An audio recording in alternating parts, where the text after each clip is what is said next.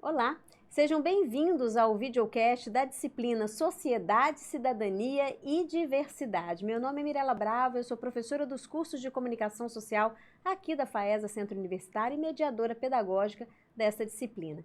No episódio de hoje, nós vamos falar sobre um tema extremamente atual e desafiador, a economia da atenção na comunicação como um todo e também na publicidade, e como podemos utilizar esse conhecimento para promover conscientização em temas sensíveis ligados à cidadania e à diversidade. Um exemplo seria a segurança no trânsito. Vivemos um excesso de informação, disputamos atenção a cada segundo. Marcas competem por cliques, tempo de tela e engajamento. Mas em meio a essa disputa surge uma pergunta essencial: como usar as estratégias da publicidade e da comunicação não apenas para vender produtos, mas para mobilizar consciências e transformar comportamentos? Como criar campanhas que realmente gerem reflexão sobre segurança no trânsito e outros tipos, de diminuição de violência? Como comunicar temas sensíveis sem banalizar, explorar ou esvaziar a mensagem? E como formar profissionais capazes de usar a comunicação como uma ferramenta de transformação social? Para essa conversa e a resposta para todas essas questões, nós temos a honra de receber uma convidada super especial, nossa professora aqui dos cursos de comunicação social, Vanessa Torres. Vanessa Torres é professora formada em publicidade, com mestrado em administração e marketing. Ela acredita que o papel do professor é inspirar pessoas a construir um mundo melhor. Hoje, Vanessa vai nos ajudar a refletir sobre o poder e a responsabilidade da publicidade na formação de uma sociedade mais consciente. Fiquem conosco para um debate instigante sobre atenção, ética, comunicação e transformação social. Vanessa, seja bem-vinda aqui ao nosso videocast. Muito obrigada, estou super honrada com esse convite e também confesso que eu vim aqui preocupada com essa missão que você me deu de tantas respostas, né? São as respostas assim que todo mundo quer e que a gente não tem resposta para todo mundo, para tudo isso, mas a gente consegue conversar, trocar uma ideia e sair daqui melhores e com mais ideias do que a gente entrou. E aí a gente vai construindo repertório para responder essas questões que, Sem dúvida. cada dia mais, são mais emblemáticas, né? Porque a cada dia tem algo mais disruptivo, não só inovador, mas disruptivo, totalmente novo. A gente ainda nem conheceu e aí vem novos desafios. É O que verdade. então, o que esse tema, né? Economia da atenção, o que é economia da atenção e por que ele se torna certamente um dos principais ativos da comunicação contemporânea? Bom, para começo de conversa, a gente tem que entender que tudo que a gente faz na vida demanda um foco.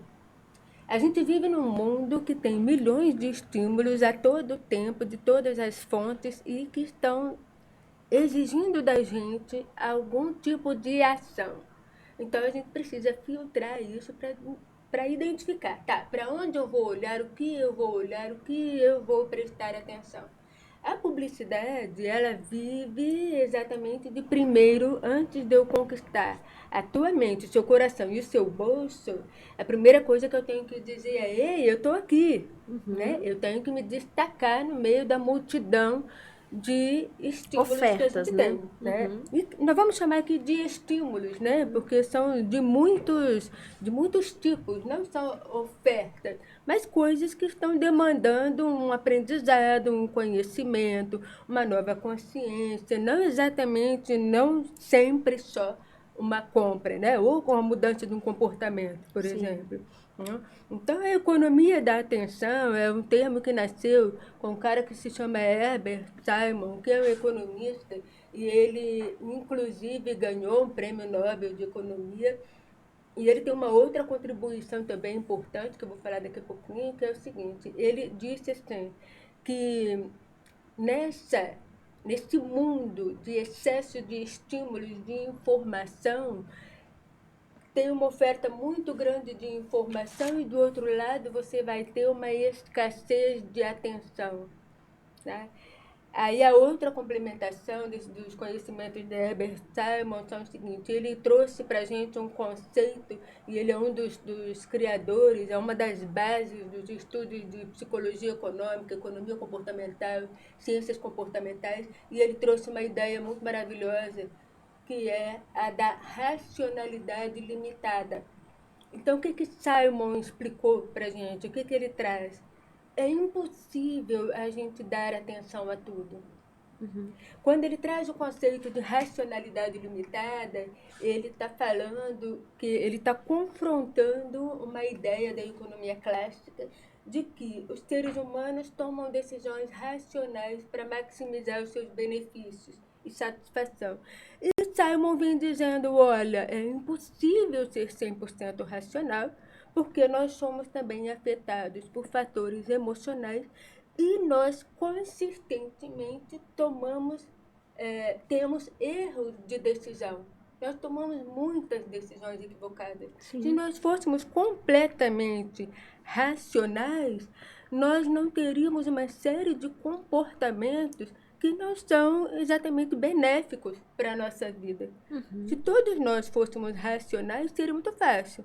Todo mundo teria uma vida saudável, todo mundo comeria direitinho, ninguém teria comportamentos nocivos, não usaria produtos e substâncias que são nocivas, todo mundo guardaria dinheiro para sua velhice, seria uma maravilha. Mas nós, seres humanos, somos dotados não de irracionalidade, mas de uma racionalidade limitada. E aí, nesse conceito, ele traz a ideia da economia da atenção, que a atenção, no meio dessa confusão, né, de estímulos que a gente tem, ela se torna um bem cada vez mais escasso.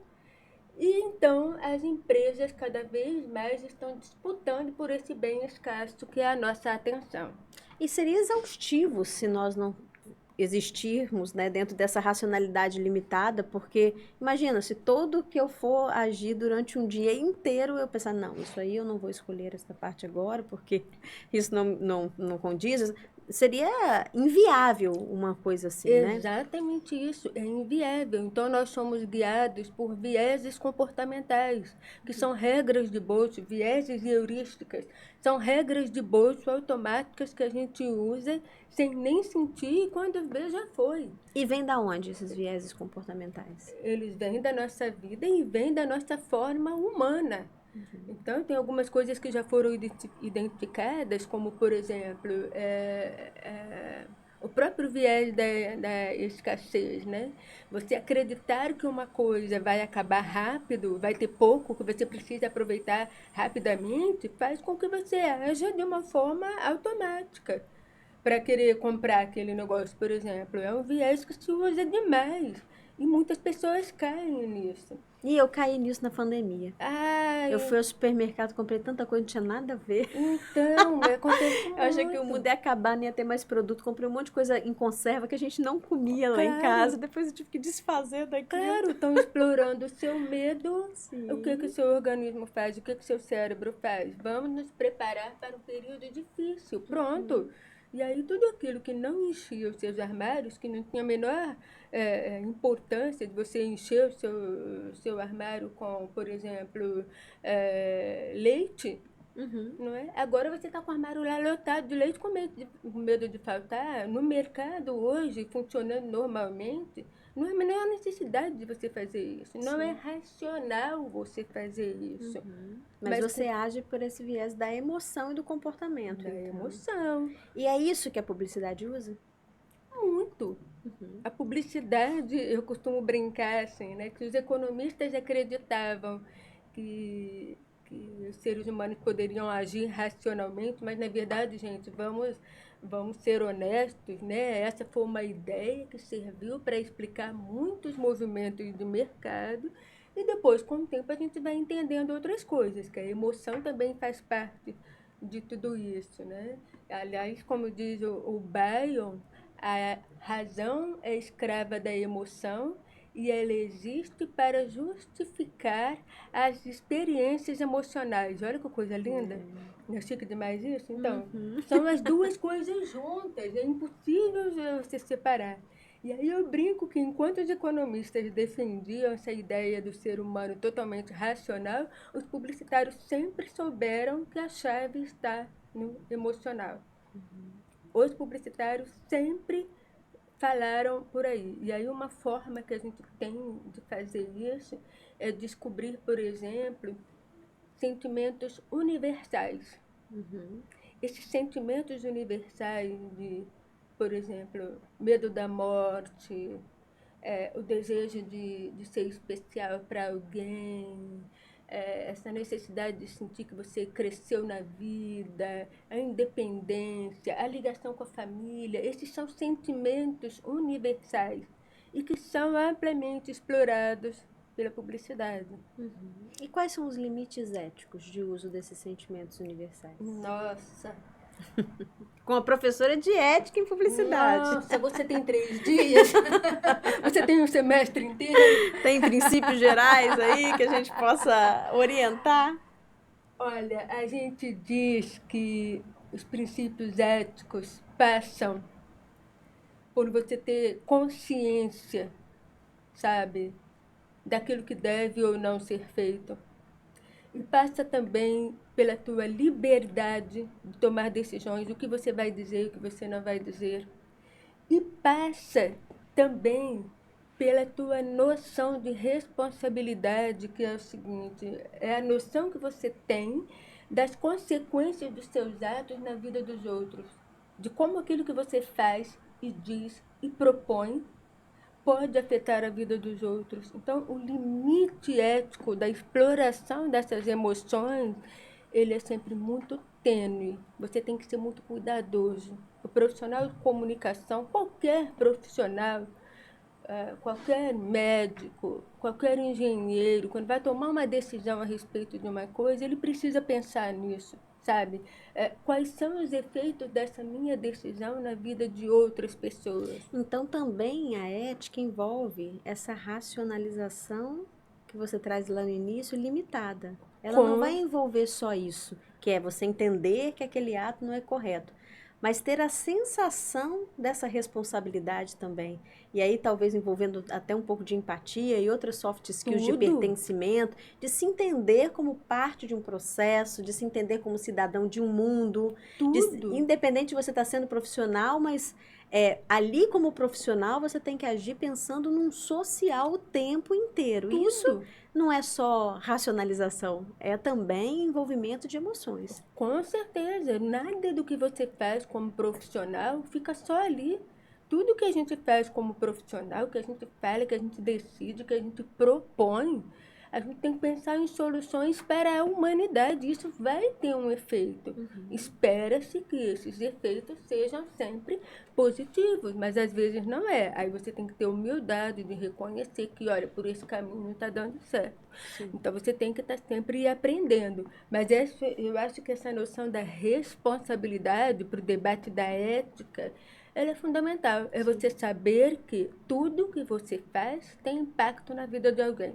Mesmo que você não perceba, mas tem. E ficar com essa pulga atrás da orelha, né? Agora eu estou falando com a professora de publicidade, eu sou professora de ética lá no jornalismo, e a gente tem essa missão mesmo, de nessas disciplinas colocar aquela pulguinha ali atrás da orelha, dizendo, presta atenção, é isso mesmo? Olha ali a norma, mas mais do que a norma, o que você está causando, né? Qual a consequência ali das suas escolhas? E né? vamos pensar, vamos usar a nossa racionalidade, ainda que ela seja limitada, vamos pensar, isso é certo, isso é correto, isso faz sentido? Será que eu não estou sendo influenciado por algum viés que está deturpando a minha interpretação disso daqui? Sabe? Tem muito isso. E a publicidade hoje ela tem se apropriado disso. A publicidade, na verdade, ela é muito rápida para se apropriar de determinados conhecimentos, principalmente sobre a alma humana, e explorar isso. Sim. Às vezes, talvez até reforçar vieses inconscientes que são danosos, né, à vida em sociedade. Com certeza. E o profissional que não prestar atenção nisso, se ele agir só no automático, sem reflexão, independente da área dele, a gente não está falando aqui só do pessoal da comunicação, que é a nossa área específica, né? Mas se você não tiver um tempo para refletir, e ficar atuando só na racionalidade limitada do seu automático, influenciado por vieses e heurísticas, não vai ser bom. Sim. E aí eu queria que você desse uma dica aqui, começasse a falar um pouco dessas estratégias de comunicação que podem ser utilizadas para campanhas, então, de conscientização, como a questão da segurança no trânsito, que é uma temática desse semestre, mas que em cada semestre a gente trabalha aí temáticas ligadas à cidadania, à diversidade. Quais são as estratégias, assim, que a gente poderia lançar mão para trabalhar campanhas de conscientização? Olha só, acho que qualquer Dentro da ideia de economia da atenção, né? Como é que eu chamo a Então, atenção para matemática? pois é, a economia da atenção, ela entende justamente que a sua atenção é um bem muito escasso. Então, ela precisa, de alguma forma, se destacar no meio de tantos estímulos. Como que você se destaca no meio de tantos estímulos? Trazendo algo muito diferente ou trazendo algo muito relevante. Alguma coisa que já está, de alguma forma, dentro da mente da pessoa e que, quando ela se vê diante daquilo, aquilo liga uma chavinha no cérebro dela. Opa, peraí, isso aí me interessa. Então, a partir desse interesse, ela vai ter um esforço cognitivo direcionado para o entendimento daquilo, para a reflexão daquilo. Atenção é isso. Então, quando você quer chamar atenção, né? E você quer trabalhar com campanhas de conscientização, você precisa, de algum modo, descobrir uma ponte para já se conectar com algo que está dentro da cabeça das pessoas. E uma boa ponte para isso, esse algo que está ali dentro, sempre pronto para ser despertado, uhum, a gente pode dizer que os sentimentos universais fazem parte disso. A questão do trânsito, né? Vamos falar um pouquinho sobre a questão da violência no trânsito, para depois a gente entrar em como a comunicação pode trabalhar isso, né? A questão do trânsito tem muito a ver também com a tal da racionalidade limitada, que é o que explica aí a escassez da atenção, porque a informação sozinha não vai mudar comportamento. Tá? Isso é uma coisa que a gente tem visto hoje, cada vez mais aprofundado dentro das ciências comportamentais, que a informação sozinha não muda o comportamento. Então não basta conceitual. O que é violência no trânsito, o que é trânsito, como que você tem que fazer algo mais do que informar. Você tem que fazer algo mais do que informar, mas olha o que a gente está dizendo, é importante a gente prestar atenção nisso.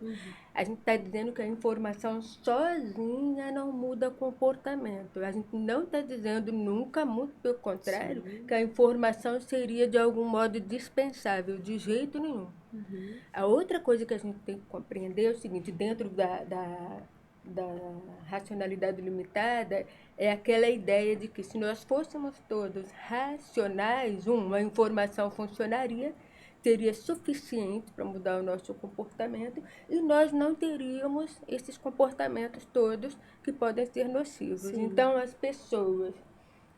Você pode, por exemplo, ser uma pessoa extremamente consciente no trânsito, mas muito provavelmente você não é tão consciente assim em outros comportamentos que afetam a tua própria vida. Então, todo mundo, de algum modo, vai ter alguma área em que os seus comportamentos não são tão bons assim. São mais afetados por vieses, são mais afetados pela limitação da racionalidade. Então, na questão do trânsito, tem isso.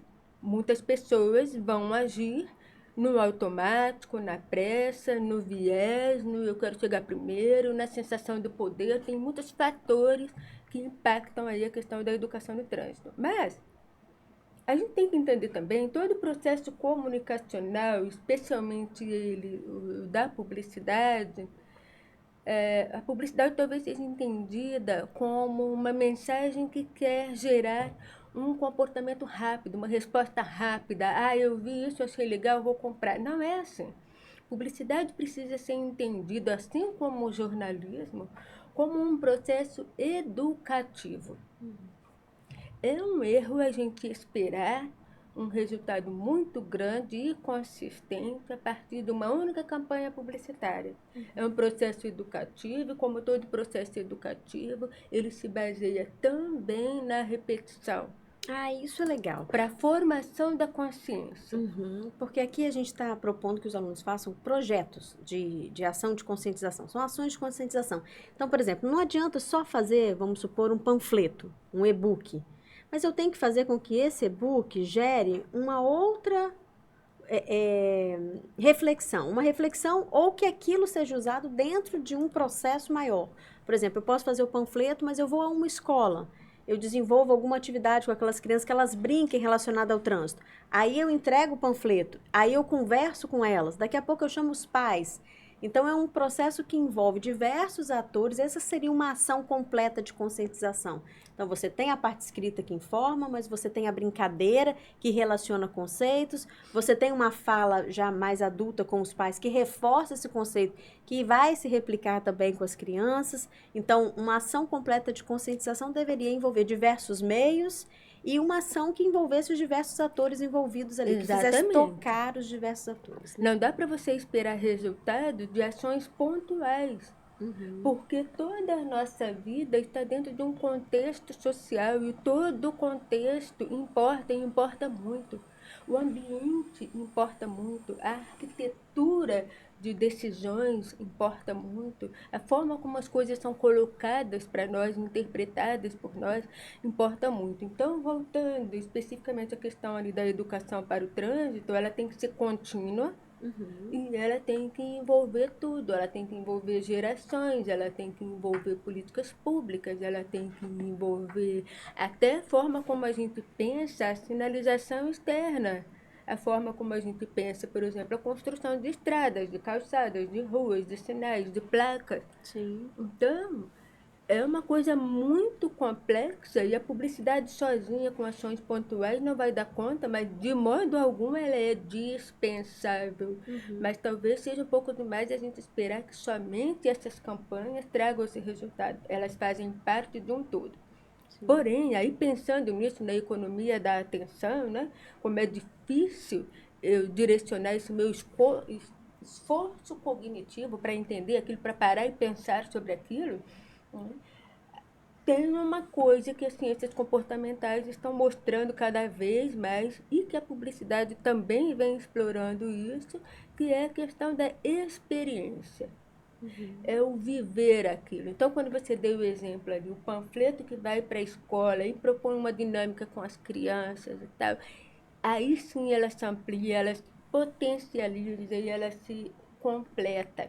Sim. Sabe? A questão da experiência, por isso que marketing hoje tem focado cada vez mais naquilo que a gente está chamando de marketing de experiência. É a vivência, sabe? Ainda assim, por exemplo, campanhas de trânsito, de conscientização de trânsito, que conseguem colocar uma pessoa, hoje, utilizando as tecnologias que a gente tem, digitais, que podem colocar uma pessoa numa situação de estar, por exemplo, numa estrada, né, de forma virtual, numa estrada em alta velocidade e fazendo, por exemplo, ultrapassagens perigosas, essa vivência, a tecnologia hoje nos permite isso, essa experiência ajuda a completar esse ciclo. Sim, sabe? Muito legal, boa ideia. E envolveu também não só o carro, né, mas pensar na bicicleta, pensar nessa bicicleta elétrica que está rodando por aí agora, pensar no pedestre, né, então essa passagem também pela cidade como um todo, pensar nesse trânsito, mas nos diversos atores envolvidos, o motociclista, o caminhoneiro, o motorista de ônibus, né, várias atores que podem ser atingidos, porque às vezes também a gente pensa numa campanha e quer atingir todo mundo, mas talvez microcampanhas dentro de um mês, que já é um mês, que eu acho muito legal também essa ideia de cada mês ter uma cor e essa cor ser relacionada, né, a uma temática, porque aí vai ter uma forma de você direcionar a atenção das pessoas. Assim, olha, tá todo mundo falando sobre isso. Então é importante.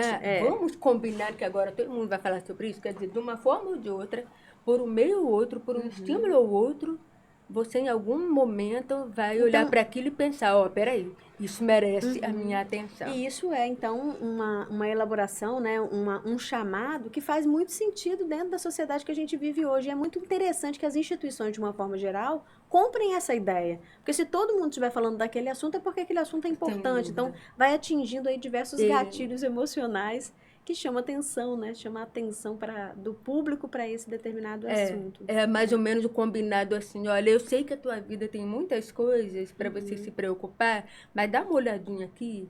Vamos combinar de todo mundo olhar para esse assunto agora? Então, as campanhas de conscientização no trânsito têm essa importância no mês em que ela é falada, mas ela tem que continuar o tempo todo. Ela precisa envolver, sem dúvida, todos os atores. Ela precisa, sim, trazer a emoção, mas a gente tem que ter muito cuidado porque a questão da conscientização no trânsito, ela envolve muita segurança, e segurança é a outra face do medo. Sim. Não é? O outro lado dessa moeda da segurança é o medo. Então, quando você quer vender segurança, você acaba explorando também um pouco do medo. Sim. E aí você tem que ter um certo limite. Essa era até minha última pergunta aqui para você sobre essa questão das narrativas emocionais, né? Elas são eficazes? Em temas relacionados a isso, mas como que a gente utiliza sem ferir um pouco mais a questão da ética, por exemplo, né? Pois é, essas narrativas, né, como a gente estava introduzindo aqui, que a gente começou a falar disso, elas acabam de algum modo explorando o medo. E são gatilhos positivos e negativos. Pode ser o positivo no sentido, não quero que isso aconteça comigo. Como já teve campanhas, por exemplo, de colocar um carro todo amassado, pendurado em determinados lugares da cidade. Mas pode ser um gatilho negativo de situações que você já viveu também. E aquilo criar uma repulsa, né? Ainda assim, ele também é útil. Na verdade, a gente tem que utilizar todas as estratégias. Esse carro que você passa pela estrada e de repente você vê um carro todo amassado, destruído, e aí você imagina, olha, não deve ter sobrado ninguém desse acidente aí. Ele está trabalhando com viés da saliência. Aquilo está na tua frente, está na tua cara, você não pode fingir que não viu. Ainda que você queira evitar o olhar, você vai virar para o outro lado, mas você vai evitar o olhar porque você viu. Aquilo te chamou a atenção. Aquilo rompeu a barreira da atenção. Então, até esse tipo de campanha também tem o seu papel, sabe? Ainda que as pessoas não queiram ver. Por exemplo, falando de um outro exemplo agora que é bastante conhecido, né? Que são as imagens que mostram pessoas doentes nas embalagens de cigarro. Sim. As pessoas evitam. Elas escolhem, eu quero problema de coração, não, eu quero... Tem umas escolhas assim quando chega para comprar um cigarro. Sim, no início as pessoas cobriam aquilo com cartões que a própria embalagem trazia, cartões artísticos lindos, você enfiava por dentro do plástico e cobria aquela imagem, você não quer olhar.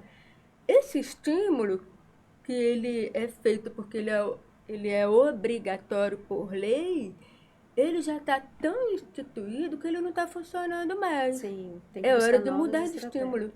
Tá? O estímulo acontece isso. Ao longo do tempo, ele vai perdendo a tua força de chamar a atenção. E isso é legal também para a gente deixar de dica aqui para os alunos que vão pensar as campanhas de conscientização, porque às vezes a gente vai fazer uma cópia do que já existe, né? Vamos olhar ali, tem aquela estratégia, vamos utilizar, mas talvez aquela estratégia já tenha dado. Então, vale a pena buscar dentro dos limites éticos novas opções, formas inovadoras de tentar trazer ali uma nova conscientização. Sempre novas opções, aí é o grande lance da publicidade, né? Que ela trabalha exatamente com isso, com a criatividade, e a criatividade no sentido de trazer novos olhares para velhas coisas, para velhos problemas. Sim. Então, você vai romper, né, esse muro, a dificuldade de atrair a atenção a partir de um novo.